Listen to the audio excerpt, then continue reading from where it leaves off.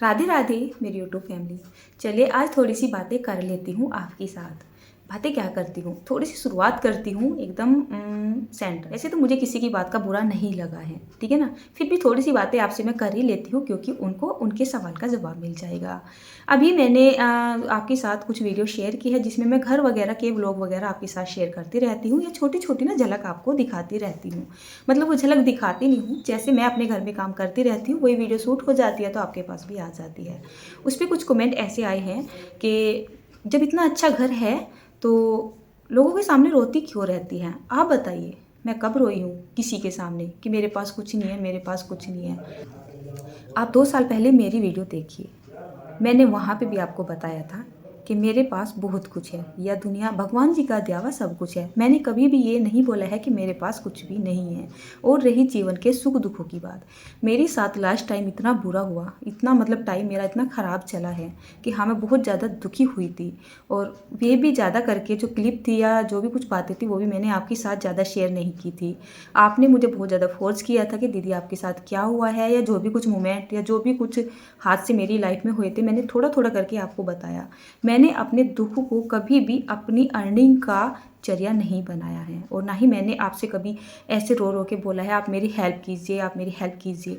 बस मैंने थोड़ा सा एक वीडियो में आपसे ये बोला था कि जैसे आप मेरे व्यूवर्स हो, मेरी वीडियोस वगैरह देखते हो, तो आप मेरी वीडियो को थोड़े से दिन के लिए ही सही शेयर वगैरह कर दीजिएगा क्योंकि इस टाइम ज़रूरत है। हालांकि मुझे बहुत सारे कमेंट्स ऐसे भी आए थे कि दीदी आप अपना अकाउंट नंबर अपने डिस्क्रिप्शन बॉक्स में डाल दो, हम आपकी हेल्प करेंगे। मैंने साफ मना कर दिया था। मैं आपको बता दूं, शायद आपको बुरा लगे, कोई इंसान किसी का करने वाला नहीं होता है, भले इसमें आप हो या मैं हो। मतलब अगर कोई मैं किसी की हेल्प करती हूँ या कोई मेरी हेल्प करता है पैसों से ही सही, तो इसका मतलब ये नहीं है कि आप मेरी हेल्प कर रहे हैं या मैं आपकी हेल्प कर रही हूँ। नहीं, ये करते हैं भगवान।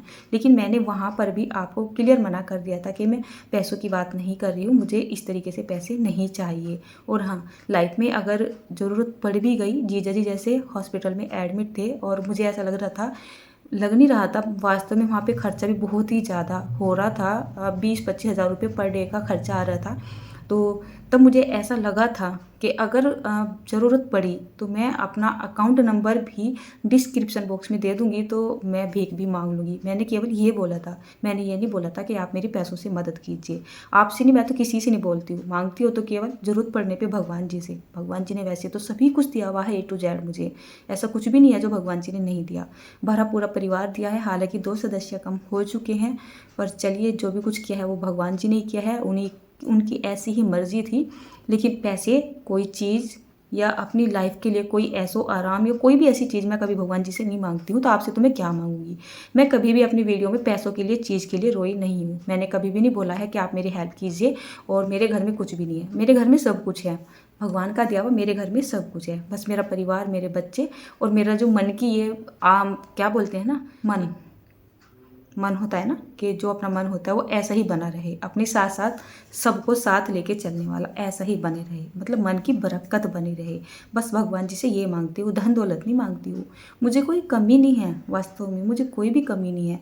अगर मैं यूट्यूब का भी काम ना करूँ तब भी मुझे कभी कोई कमी आने वाली नहीं है, क्योंकि मैंने कभी भी अपने ऐसे शौक नहीं पाले हैं कि मुझे कुछ कमी नज़र आए। आज भी मेरे पास सब कुछ है, मैं काम नहीं करती हूँ, मेरे हस्बैंड इतना कमा लेते हैं कि वो मेरा सब कुछ कर देंगे।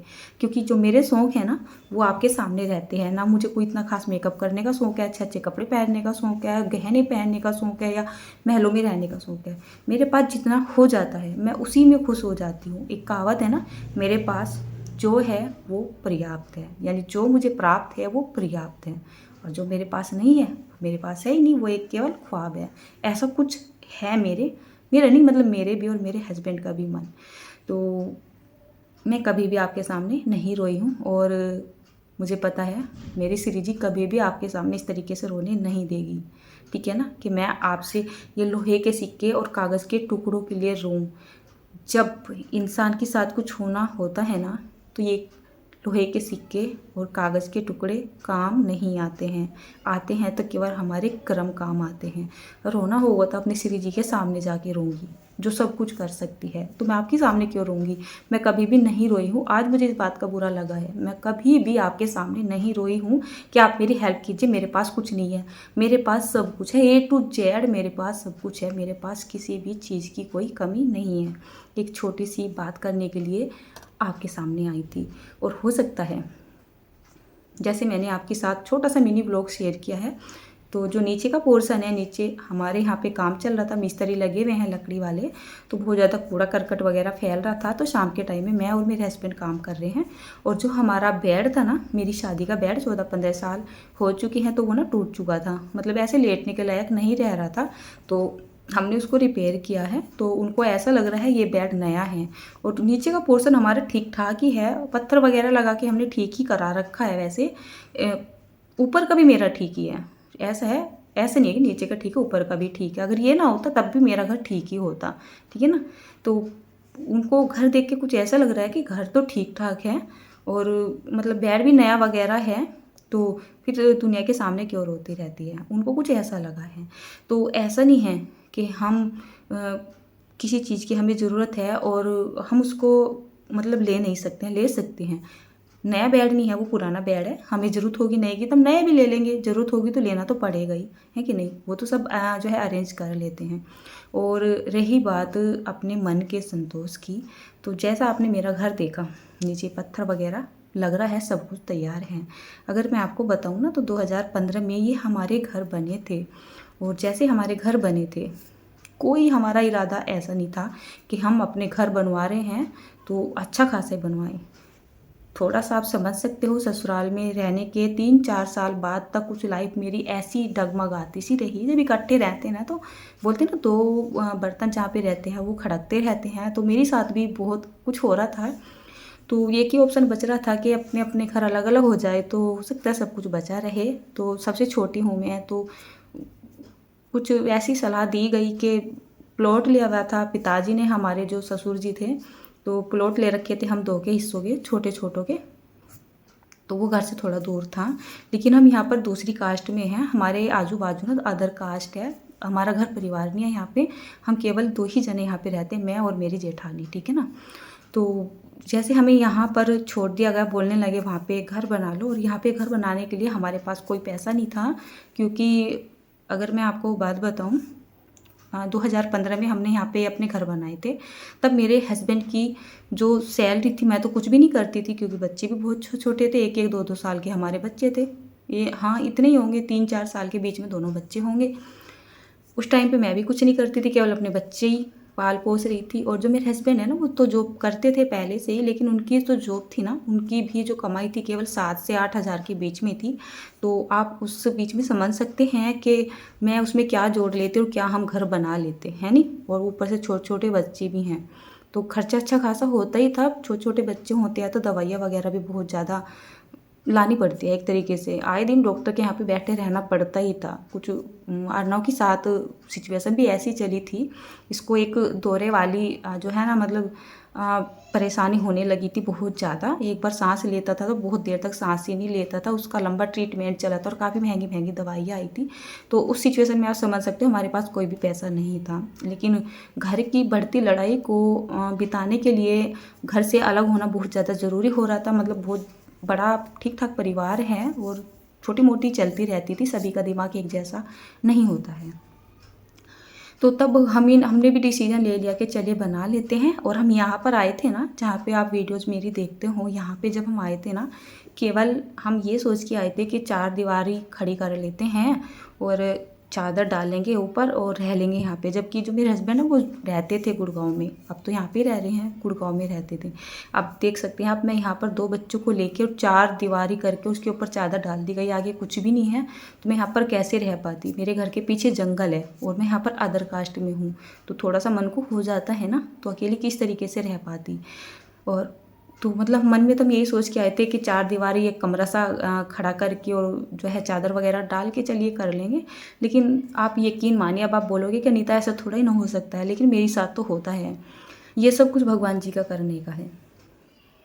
हमने 4 दीवारी खड़ी कर ली। खड़ी क्या कर ली, एक कमरे की, एक कमरे से सोचा चलिए एक बरामदे की भी आगे नींव भरवा देते हैं। फिर सोचा चलिए सारे की नींव भरवा देते हैं, अंदर का पोर्शन रहने देंगे। फिर पता चला कि चलिए बैठक की भी भरवा देते हैं, क्योंकि कोई मेहमान आ जाए, या पिताजी थे जैसे हमारे ससुर जी थे तो उनको लेटने की जगह हो जाएगी, बैठने की जगह हो जाएगी। फिर धीरे धीरे पता चला कि चलिए टॉयलेट बाथरूम वगैरह बनवा देते हैं। फिर पता चला चलिए लेंटर ही डलवा देते हैं। यकीन माने मतलब ऐसा होता जा रहा था कि कुछ समझ ही नहीं आ रहा था कि कौन ये कर रहा है। हमने कुछ भी नहीं किया, कुछ भी नहीं किया। पता नहीं कहाँ कहाँ से पैसा आ रहा था, घर से पैसा आ गया अच्छा खासा। मतलब मम्मी पापा ने बहुत सारा पैसा दे दिया, कुछ पैसा बहन ने दे दिया, कुछ पैसा छोटी बहन ने भी दिया था, गुड़िया ने।